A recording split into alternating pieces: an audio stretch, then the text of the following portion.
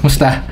Okay, so dapat sa Black Wukong natin to gagamitin. Sa Black Wukong or Tekken, ang issue kasi may lumalabas na.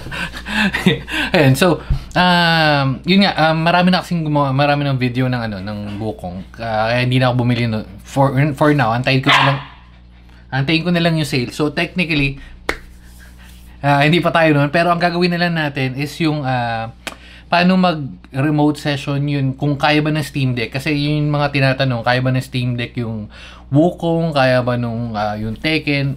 Kaya naman, pero kasi syempre mas mahina mas mababa yung graphics.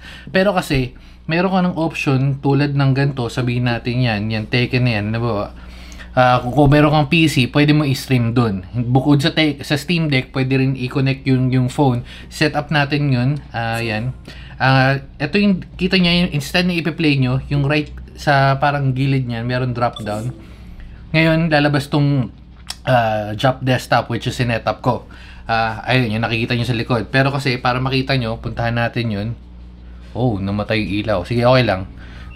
Puntahan natin yung desktop, kung paano ko na setup yan para lumabas yung option na yan.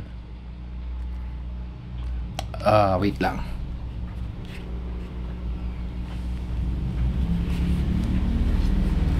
Okay, so dito tayo sa desktop ko ngayon. Punta tayo sa Steam. Oops. Ayan, punta tayo sa Steam. And then ay, di pala masyado kita, no? Yan.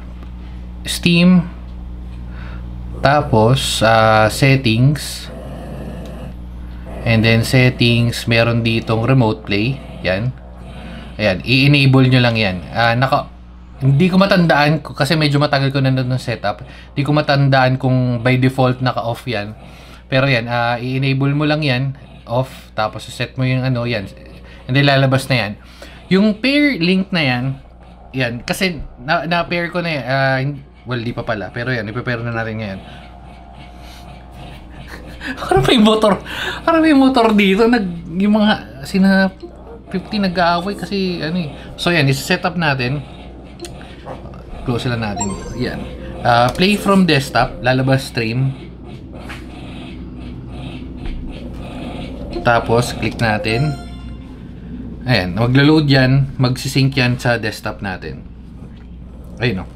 Nag-open yun sa desktop. Hindi lang masyado kita pero nag-load yun sa desktop. Ayun yung stream. Ngayon, so, wait lang. To be continue natin kasi medyo hindi ko alam kung naririnig nyo, pero sige, okay na yan. Ayan. So, yan. Button na nako-control naman natin siya. Nakikita nyo naman. Ito yung desktop natin. Again, ito yung solid o. Ma-smooth yung connection. Depende to kung maganda yung connection nyo. Siyempre, kung medyo mahina yung wifi nyo, hindi siya recommended. So, quit natin yan. Gagamitin naman natin yung... Wait lang, balikan ko kayo. Nag-iingay na sila. So, commercial lang ay yung mga nag-iingay. Ayun si Letlet. So yun yung watcher natin sa mga peg. Yan as mga peg. Okay ka lang. Ayun yung dot. Ayun yung natin. Ayun. Tahimik na. Nagbibideo. Okay na. Continue na. Ha? Quiet lang. Okay. So ayun nangyayari.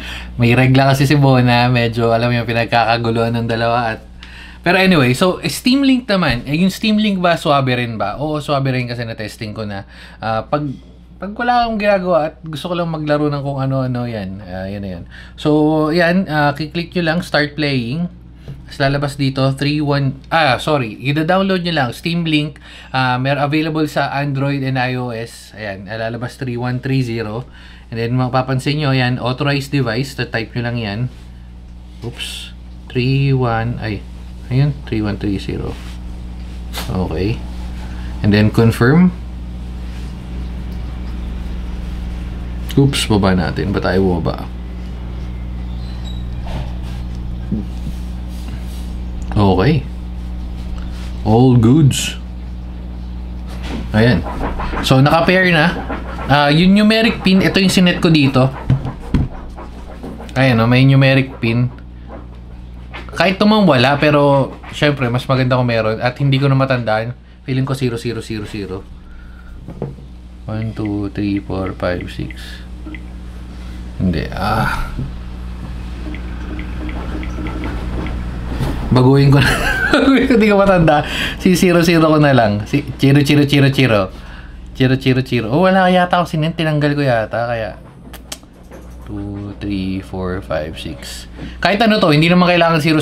Depende sa trip mo kung ano yung set mo. Pero 2, 3, 4, 5, 6. Okay, so yan. Nakakita nyo naman sinet. Sinet up natin doon. At ayan na ang ating Tekken. Okay, so ito yung nakikita. Kung ano yung lumalabas to sa desktop. Yan nga, stream link lang. Kung medyo mabagal yung desktop nyo, medyo mabagal din. Ngayon, kung smooth naman yung connection nyo, edi smooth din yan. Okay. Tekken. Ayan, Tekken. Display. Okay. So, naglalaro tayo ng Tekken sa iPhone, pero in reality, nasa desktop nyo lang. Medyo hassle lang tong part na to kasi napapansin nyo, ayan, medyo siksik. Ngayon, kung hindi kayo sanay. Pero again, pwede na to kaysa dun sa maglalaro ka ng remote sa ano, di ba? Ayan. Enter natin. Ayan, nakita yung sumusunod naman. Okay.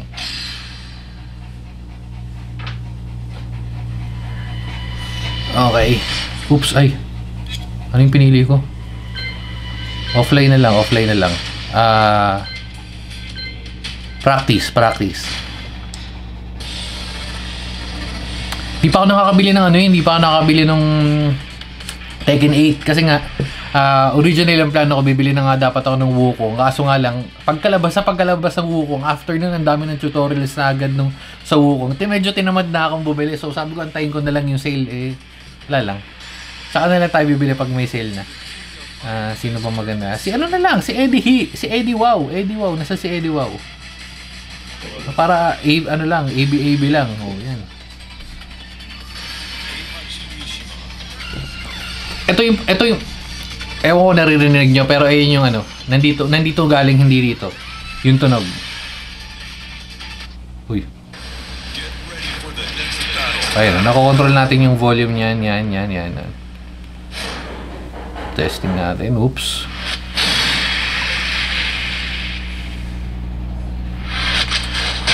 Oh, sabi.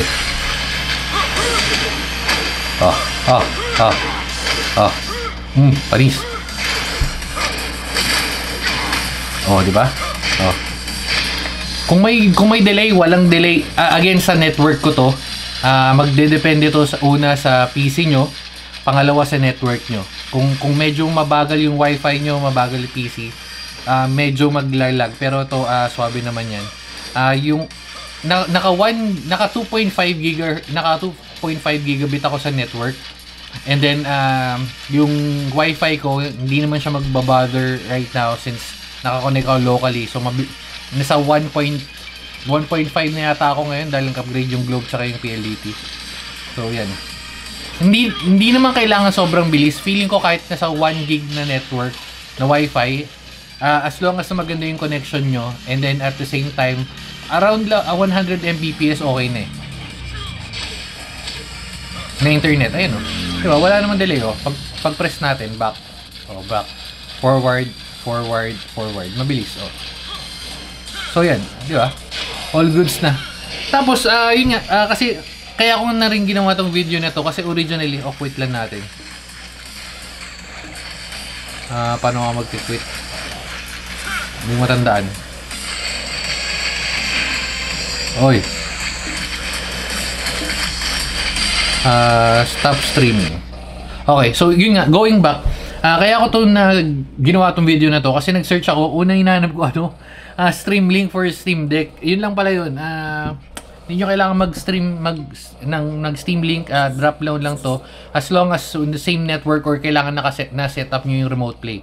Kung gusto nyo naman yung iPhone nyo or yung devices nyo mag-connect sa Steam Deck, pwede rin naman, yan, dito yan. Settings, katulad lang din nun. Scroll tayo baba. Yan, remote play. Tapos enable nyo lang. Ayan, nalabas naman yan. Yun lang yun. Okay? So, yun lang. Andito na uli. Bye-bye, guys. Babu.